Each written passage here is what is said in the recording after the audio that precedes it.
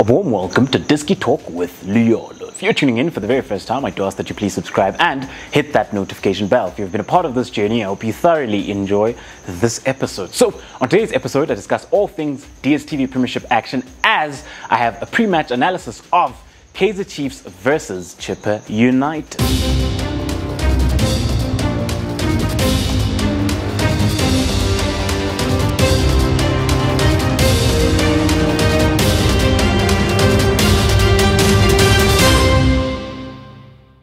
So, coming up into this episode then, Kaizer Chiefs will be represented by the blue team, Chippa United will be represented by the red team. When you have a look at Kaizer Chiefs then, as of late, they've been doing well, as they've been able then to start picking up 3 points consecutively. They've also then been able then to start scoring the goals. With Chippa United then, we do know that the last time they played, it was before the international break, so they haven't played in a very long time. However, they did manage then to win back-to-back against then Amazulu and Marumo Gallants. So coming up into this encounter then, both sides will obviously then be looking for the 3 points. However, let's have a look at Kaizer Chiefs. So with Kaizer Chiefs then, we do know that they have been playing a 4-3-3. In goals then, the last time out, they did start with Itumeleng Kune against Stellenbosch, but we did see that he did go off injured. So we could most likely have Brandon Peterson. That's if Kune doesn't recover in time. So you most likely have Brandon Peterson there. And then when you'd have a look at the back four, at left back, you've got Siso Hlanti, who has been doing very well for this Kaizer Chiefs side. I think he's been one of their best players this season so far, especially then when you look at what he's offered Kaizer Chiefs in this left back role. He's been very solid. Even then, with regards to offering Kaizer Chiefs the width within the left wide channel, he's done that very well. And something that we're starting to see with both Kaizer Chiefs fullbacks is that they're also starting to invert a lot of the times during build-up. But that is something that we're going to touch on as I go along. So you do have Hlanti then in that left-back position.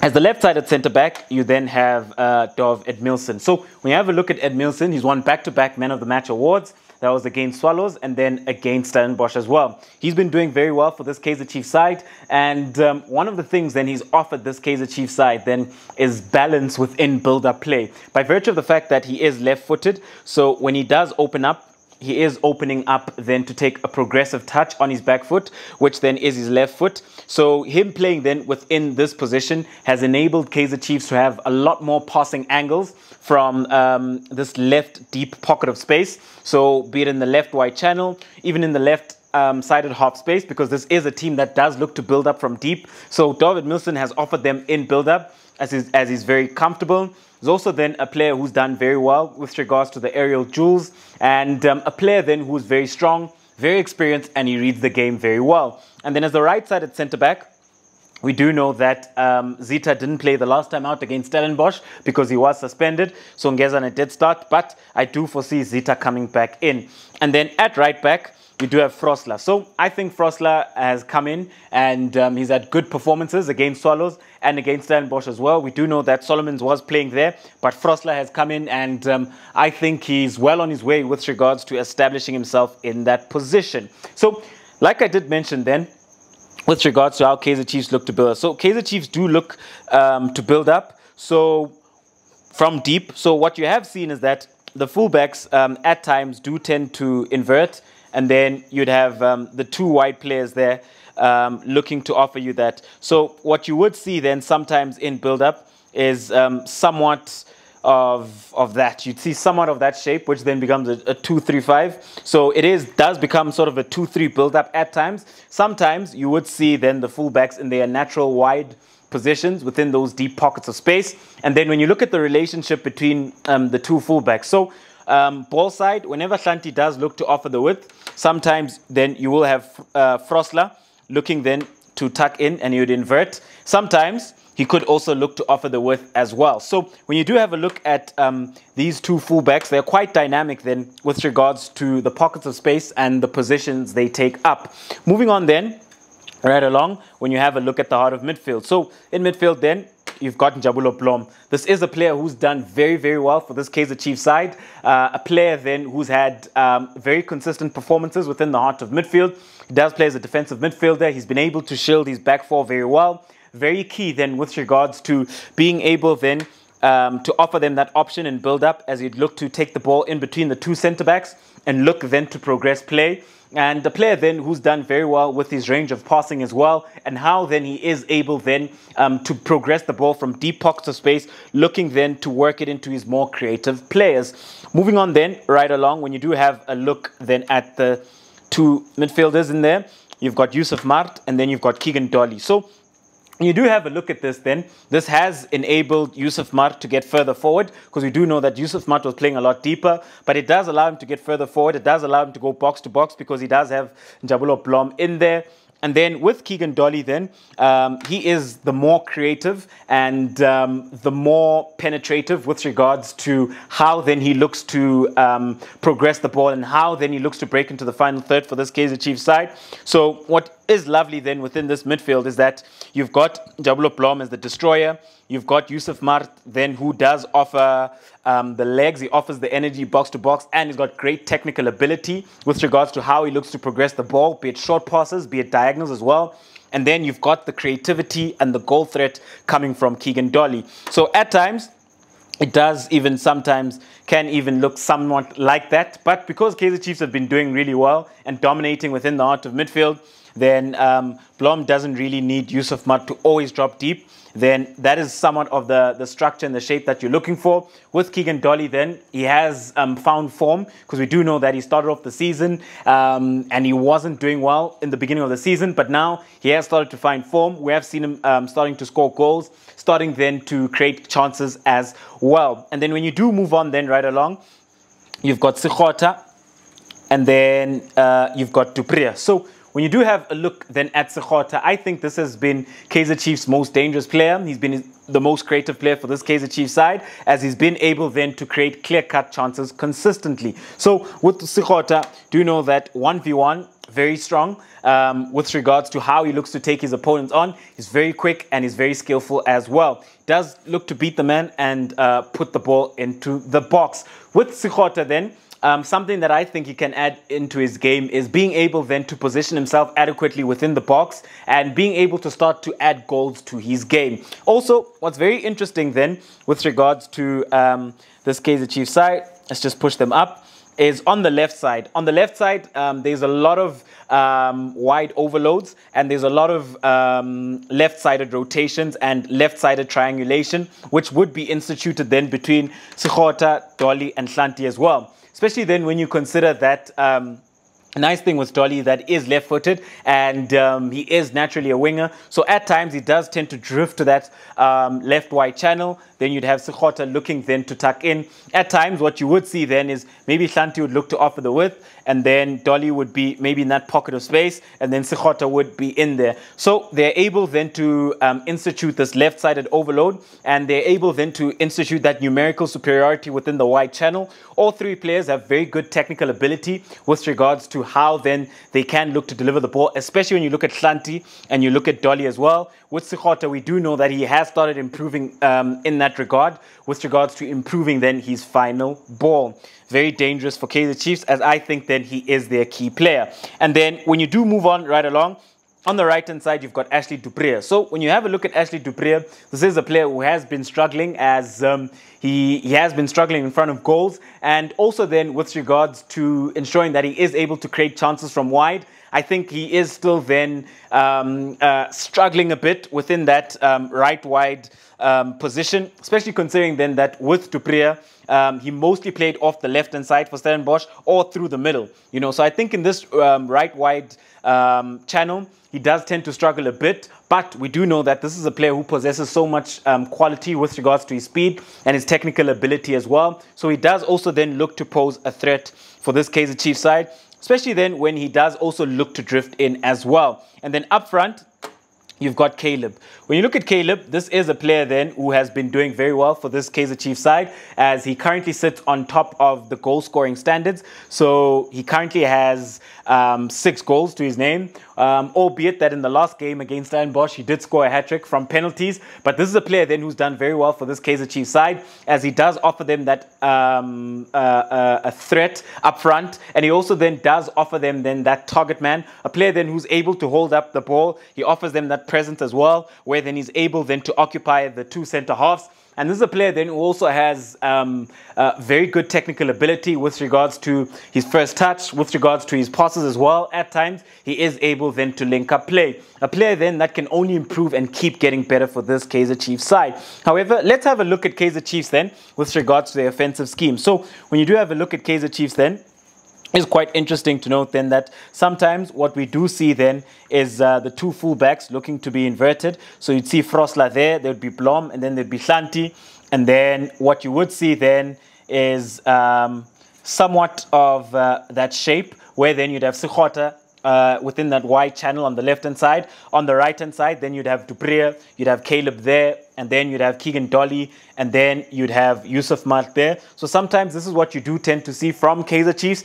At times, what you do see then is, for example, if Frosla has overlapped, Dupree would be looking then to invert and tuck in. When Frosla does look to offer the width within the right wide channel, the beautiful and dynamic relationship is that Dupree would be looking to invert, Frosla would occupy, and let's say he has the ball within that left wide channel. What you would see from Hlanti then is that at times he does make the third centre back, and then you would have maybe Mart a bit deeper, and then you'd have Dolly there. So that is what sometimes you would see from this Kaizer Chiefs side. At times, what you do see then is Hlanti can look to invert and sort of become a third midfielder in there. And then on the left-hand side, if Hlanti does have it, vice versa. So it is quite interesting then how dynamic this Kaizer Chiefs side are in possession of the ball with regards to the offensive scheme, and how then they're able then to create clear-cut chances, and how penetrative they have become over the past couple of games. So this is the Kaizer Chiefs side then that have been doing very well. Also, when you have a look at them, they do look to press high up. So they do look to press the opposition and look then to apply that pressure. However, when you do have a look at this Kaizer Chiefs side, I would say then that the weakness has been defending set pieces, as they've really struggled with that, and crosses as well. And also that ball that is played in behind at times, what you would see is that they don't apply sufficient pressure on the ball carrier, and then there'd be space left in behind, and then a team would be able to exploit that space. As a result of that, they conceded a goal like that against AmaZulu and against Swallows as well. So without the ball then, what you would see from this Kaizer Chiefs side is that they do look to be tactically organized within their 4-3-3 block, where then they would become very compact, ensuring that they deny opposition space, where then they can't play. At times, it does end up even looking like a 4-5-1. However, moving on then right along, let's have a look at Chippa United. So when you do have a look at this Chippa United side, like I did mention, they haven't played in a very long time. However, the last time they did play, they did manage to pick up back-to-back wins, which then they did that against AmaZulu and Marumo Gallants as well. So when you do have a look at it then, in goals, you do have Kazapua. With Chippa United, it is key to note then that they have been playing a 4-4-1-1, at times a 4-2-3-1. So when you have a look at it then, you have Kazapua in goals, who's a very, very good shot stopper, and he brings that much needed experience and leadership within that Chippa United defense. At right back, you do have Mtunyelo. So when you have a look at Mtunyelo, this is a right back then who's had very good defensive displays. A full back then who isn't as offensive-minded with regards to always looking to offer the width. He does tend to occupy deeper pockets of space within the right wide channel for this Chippa United side. So sometimes you will see him looking to offer the width, but a lot of the times then he does tend to hold his position and sit a lot deeper. And then when you have a look at it then, you've got Roscoe Peterson as their captain on the right side at centre-back. With Roscoe Peterson, this is a player then who's very comfortable on the ball, and a player then who's been such a key player for this Chippa United side with great technical ability, great leadership skills, and is also then very, very strong within those aerial and ground duels as well. So very key then with regards to how Chippa United look to play, because they also look to build up from deep. So he is press resistant and has great passing range as well. The nice thing then about Roscoe Peterson is that he is a threat within the opposition box as well, from set pieces as well. We did see that he did also score a penalty then against AmaZulu, so he does look to be their penalty taker as well. And then as the left side at centre back, the last time out, they did play with Matiane, but you also do have Banda, who is quite solid. And then at left back, you then have Ronald Fumbuzai. When you look at Fumbuzai, as opposed to Mdunyela, Fumbuzai is a lot more adventurous within the left wide channel, as he does look to offer the width for this Chippa United side. A player then who's got very good technical ability with regards to being able to put those balls into the box. Moving on then, right along, when you do have a look at it then within the heart of midfield, you've got Kaizer, and then you've got Luthuli. So when you look at Kaizer then, he is their destroyer. He is their defensive midfielder. He does look to shield that back line. Also very key then with regards to starting play from central deep pockets of space for this Chippa United side, as he would look then to drop in between the two centre-backs, collect it, look to progress play for this Chippa United side. And then when you do have a look at it, you do then have Spelele Luthuli. So when you have a look at Luthuli, this is their playmaker. He does then look to get them going with regards to how he looks to progress the ball, how creative he is, and great football brain, and he's got great technical ability as well. So that's from open play, as he does play very penetrative passes, and from set pieces as well. Also do know that he's got an eye for goal as well from range, as he is able then to strike them from range. So this is then a player then who is quite dangerous for this Chippa United side. He does offer a threat from a much more holistic perspective than just maybe a playmaker who would only then offer them in play with regards to the threat. He's also very good at set pieces as well, which then becomes quite key for this Chippa United side, because at times if they do come up against opposition which is much more dominant, they won't have much of the ball. So set pieces do become key, and that's where Spelele Luthuli comes in. Also then, when they do sometimes sit deep, he is then also a very, very good transitional midfielder, where then he is able then to take Chippa United deep within their own half and into the opposition half and into the final third as well, even with just one pass. And a player then who does look then to offer that creativity for this Chippa United side within the heart of midfield. Moving on then right along, the last time out, they did start with Mini, but you do know that there is Mbenyane as well, who can play as the second striker. And then off the right-hand side, you then have Libitso. Off the left-hand side, you then have Matrose. So when you look at these two wingers, they're quite key then with regards to how Chippa United are looking to play and with regards to how they're looking to penetrate, because they are a team that looks to penetrate from the wide areas a lot of the time, especially when you consider the speed that they have. So the thing is then, with Libitso, he is a player then who is very quick, and he will be looking then to test Sfiso Shanti. So this Chippa United side, they do look to keep possession. They do then look to rotate the ball and work the ball through the thirds. However, with the speed of Libitso and Matrose, that is their two outlets, and that is where then they'll be looking to penetrate down the two wings, with Libitso on the right-hand side and then with Matrose as well. And then when you do have a look at it, up front, you've got Kambindu, who is then a man who offers a lot of physical presence up front for this Chippa United side. Will be looking then to occupy the two centre-backs. And when you then have a look at it then, with regards to how Chippa United would have the offensive scheme. So I did mention that on the right-hand side, Mdunyela does tend to hold a deeper pocket of space and a deeper position. So Libitso a lot of the times does look to offer the width. On the left-hand side, with Matrose, what he's very good at then is offering then that positional superiority with regards to how he looks to position himself. So at times, he does look to come in between the lines. He can also then look to occupy that inside forward role, where then you have Fumbuzai looking then to offer the width. So what you would see then from Chippa United is that Mdunyela can just tuck in and become the third centre-back. So sometimes what you would see is somewhat of this offensive scheme where it becomes a 2-3-5. With this Chippa United side,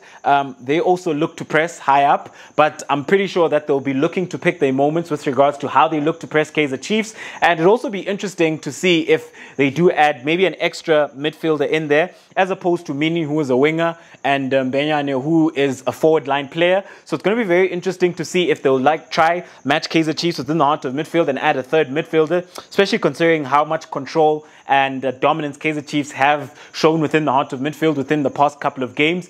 Very interesting game then when you do have a look at it. with Chippa United, then they will be looking to capitalize on the fact that this Kaizer Chiefs side struggle with set pieces and crosses, where Chippa United are very good at that, especially considering then that they've got Dunyelwa, you've got Roscoe Peterson, you've got Banda. If not Banda, you've got Matiane, you got Fumbenzai as well, you got Kambindu up front. So when you have a look at these players, these are players then who offer that aerial threat. And then you've got Pelele Tuli, who can deliver then a beautiful ball into the box. When you do have a look at this Chippa United side then, without the ball, what you would see from them is pretty much it would go to a 4-5-1 block. At times it does look somewhat of a 4-4-2, so sometimes it could look like that. Sometimes then you've got Mbenyane looking to drop a bit deeper and looking to assist. So ladies and gentlemen, that is then the pre-match analysis of